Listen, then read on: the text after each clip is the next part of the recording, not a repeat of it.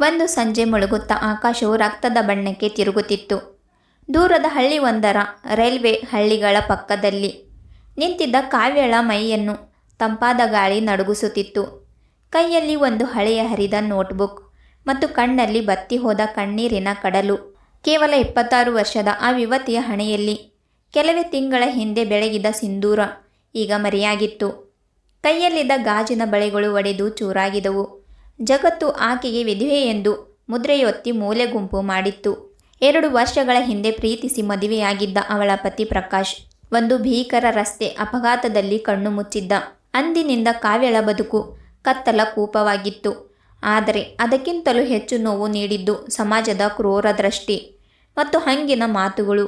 ಗಂಡನ ಮರಣದ ನಂತರ ಆಕೆಯ ಮಾವನ ಮನೆಯವರೇ ಆಕೆಯನ್ನು ಅಪಶಕುನಿ ಎಂದು ಜರಿದು ಮನೆಯಿಂದ ಹೊರಹಾಕಿದರು. ಹೆತ್ತ ತಂದೆ ತಾಯಿ ಕೂಡ ತೀರಿಕೊಂಡಿದ್ದರಿಂದ ಕಾವ್ಯಳ ಜಗತ್ತು ಶೂನ್ಯವಾಗಿತ್ತು. ಆದರೆ ವಿಧಿಯ ಆಟವೇ ಬೇರೆಯಿತ್ತು. ಈ ದಮನಕಾರಿ ಸಮಾಜದ ನಡುವೆ ಒಬ್ಬ ಹೆಣ್ಣು ತನ್ನ ಸ್ವಂತ ಕಾಲ ಮೇಲೆ ನಿಂತು ತನ್ನದೇ ಆದ ಅಸ್ತಿತ್ವವನ್ನು ರೂಪಿಸಿಕೊಳ್ಳುವ ಹಾಗೂ ನಿಜವಾದ ಪ್ರೀತಿಯ ಅರ್ಥವನ್ನು ಕಂಡುಕೊಳ್ಳುವ ಮಹಾಸಂಗ್ರಾಮದ ಕಥೆಯಿದು. ಗಂಡನನ್ನು ಕಳೆದುಕೊಂಡು ಕೈಯಲ್ಲಿ ಒಂದು ಬಿಡಿಗಾಸು ಇಲ್ಲದೆ ಮುಸ್ಸಂಜೆಯ ಕತ್ತಲಲ್ಲಿ ಕಾವ್ಯ ತನ್ನ ಕೈಯಲ್ಲಿದ್ದ ಹಳೆಯ ಸೂಟ್ಕೇಸ್ ಹಿಡಿದು ಬೆಂಗಳೂರಿನಂತಹ ದೊಡ್ಡ ಮಹಾನಗರಕ್ಕೆ ಕಾಲಿಟ್ಟಳು.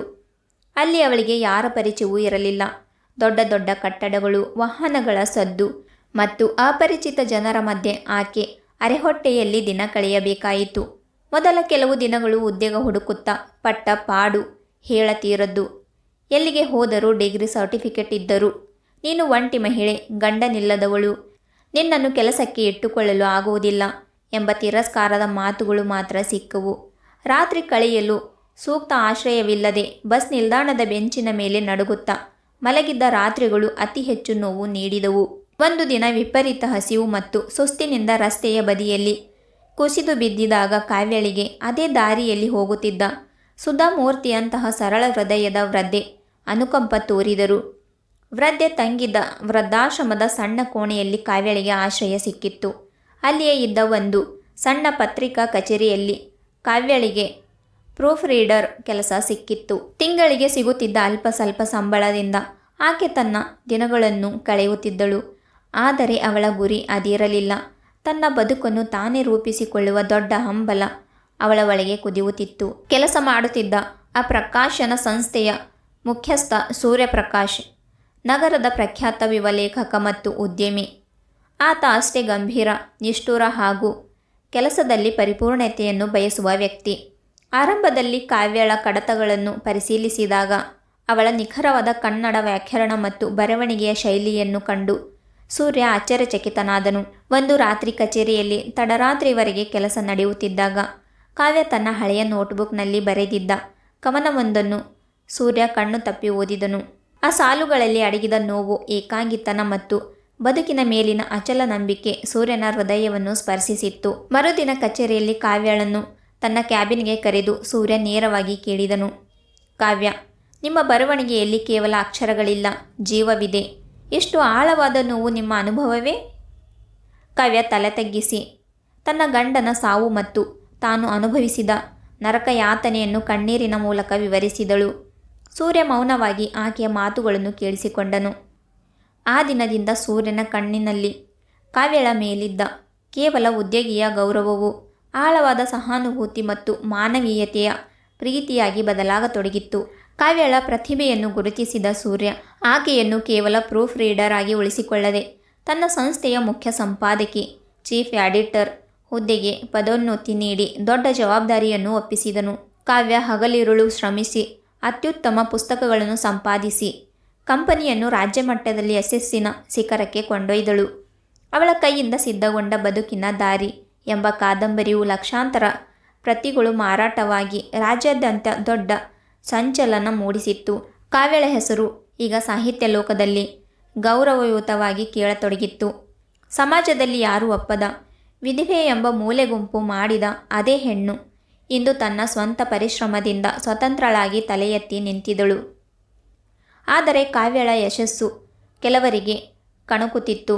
ಕಚೇರಿಯ ಕೆಲ ಹಿರಿಯ ಅಧಿಕಾರಿಗಳು ಮತ್ತು ಸೂರ್ಯನ ದೂರದ ಸಂಬಂಧಿಗಳು ಈ ಬೆಳವಣಿಗೆಯನ್ನು ಸಹಿಸಲಿಲ್ಲ.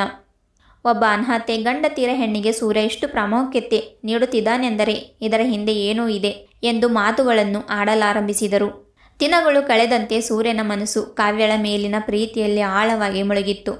ಒಂದು ದಿನ ಬೆಂಗಳೂರಿನ ಸುಂದರ ಮಳೆಯ ಸಂಜೆಯಲ್ಲಿ ಕಚೇರಿಯ ಮಹಡಿಯ ಮೇಲಿರುವ ತೆರೆದ ಅಂಗಳದಲ್ಲಿ ನಿಂತಿದ್ದ ಕಾವ್ಯಳ ಬಳಿ ಸೂರ್ಯ ಬಂದು ತನ್ನ ಮನಸ್ಸಿನ ಭಾವನೆಗಳನ್ನು ನೇರವಾಗಿ ವ್ಯಕ್ತಪಡಿಸಿದನು. ಕಾವ್ಯ, ನನ್ನ ಬಾಳಿನಲ್ಲಿ ಅನೇಕ ಯಶಸ್ಸುಗಳಿರಬಹುದು, ಆದರೆ ನನ್ನ ಒಂಟಿತನವನ್ನು ನೀಗಿಸುವ ನಿಜವಾದ ಬೆಳಕು ನೀನು. ನಾನು ನಿನ್ನನ್ನು ಮನಸಾರೆ ಪ್ರೀತಿಸುತ್ತಿದ್ದೇನೆ. ನನ್ನ ಹೆಂಡತಿಯಾಗಿ ಈ ನನ್ನ ಬದುಕಿಗೆ ಜೊತೆಯಾಗುತ್ತೀಯಾ ಅಂತ ಕೇಳಿದ್ದ. ಆ ಮಾತು ಕೇಳಿದ ಕಾವ್ಯ ಬೆಚ್ಚಿ ಬಿದ್ದಳು. ಅವಳ ಕಣ್ಣುಗಳಿಂದ ಧಾರಾಕಾರವಾಗಿ ನೀರು ಹರಿಯಿತು. ಆಕೆ ಹೆಜ್ಜೆ ಹಿಂದೆ ಸರಿದು ನುಡಿದಳು, ಸೂರ್ಯ ಸರ್, ದಯವಿಟ್ಟು ಹೀಗೆ ಮಾತನಾಡಬೇಡಿ. ನಾನು ಒಬ್ಬ ವಿಧವೆ. ನನ್ನ ಹಿಂದಿನ ಅತೀತದ ನೋವುಗಳು, ಈ ಸಮಾಜದ ಕಟ್ಟುಪಾಡುಗಳು ನನ್ನನ್ನು ಎಂದಿಗೂ ಬಿಡುವುದಿಲ್ಲ.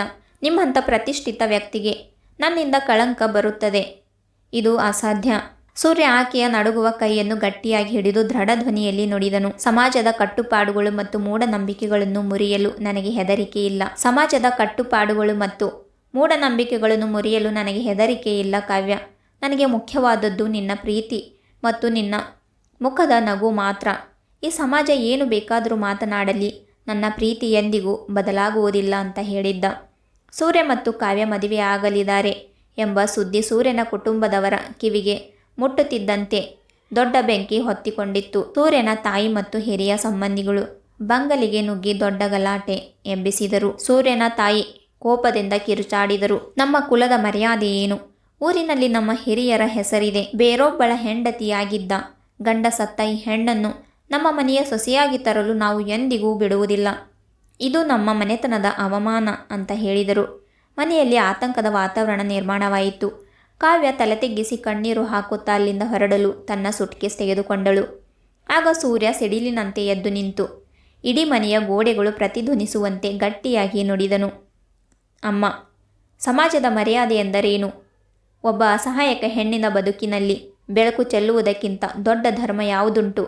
ಕಾವ್ಯಳನ್ನು ಯಾರು ಹೀಯಾಳಿಸುವ ಅವಶ್ಯಕತೆ ಇಲ್ಲ. ನಾನು ಅವಳನ್ನು ಮಾತ್ರ ಪ್ರೀತಿಸುತ್ತೇನೆ ಮತ್ತು ಮದುವೆಯಾಗುತ್ತೇನೆ. ನಿಮಗೆ ಇಷ್ಟವಿಲ್ಲದಿದ್ದರೆ ನಾನು ಈ ಮನೆಯನ್ನು ಬಿಟ್ಟು ಹೋಗಲು ಸಿದ್ಧನಿದ್ದೇನೆ, ಆದರೆ ಕಾವ್ಯಳನ್ನು ಬಿಡುವುದಿಲ್ಲ ಅಂತ ಹೇಳಿದ್ದ.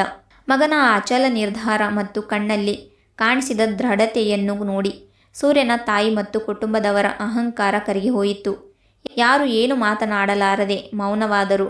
ಕೆಲವೇ ದಿನಗಳಲ್ಲಿ ಸೂರ್ಯ ಮತ್ತು ಕಾವ್ಯ ಅವರ ವಿವಾಹ ಅತ್ಯಂತ ಸರಳವಾಗಿ, ಯಾವುದೇ ಆಡಂಬರವಿಲ್ಲದೆ ಆಪ್ತರ ಸಮ್ಮುಖದಲ್ಲಿ ನೆರವೇರಿತ್ತು. ಮಂಟಪದಲ್ಲಿ ಕೆಂಪು ಸೀರೆಯಲ್ಲಿ ಕಂಗೊಳಿಸುತ್ತಿದ್ದ ಕಾವ್ಯ ತನ್ನ ಮೊದಲ ಪತಿ ಪ್ರಕಾಶನ ನೆನಪಿನಲ್ಲಿ ಒಂದು ಕ್ಷಣ ಮೌನವಾಗಿ ನಮಸ್ಕರಿಸಿ ಮನಸ್ಸಿನಲ್ಲೇ ಅಂದುಕೊಂಡಳು, ನಾನು ನಿನ್ನನ್ನು ಮರೆತಿಲ್ಲ ಪ್ರಕಾಶ್, ಆದರೆ ಬದುಕು ನನಗೆ ಹೊಸದೊಂದು ದಾರಿಯನ್ನು ತೋರಿಸಿದೆ. ನಿನ್ನ ನೆನಪುಗಳೊಂದಿಗೆ ನಾನು ಹೊಸ ಬದುಕಿಗೆ ಕಾಲಿಡುತ್ತಿದ್ದೇನೆ. ಸೂರ್ಯ ಮಂಟಪದಲ್ಲಿ ಕಾವ್ಯಳ ಹಣೆಗೆ ಸಿಂಧೂರವಿಡುವ ಮೂಲಕ ಆಕೆಯ ಜೀವನದ ಎಲ್ಲ ಕತ್ತಲೆಯನ್ನು ಶಾಶ್ವತವಾಗಿ ಕರಗಿಸಿದನು. ವರ್ಷಗಳುರುಳಿದವು.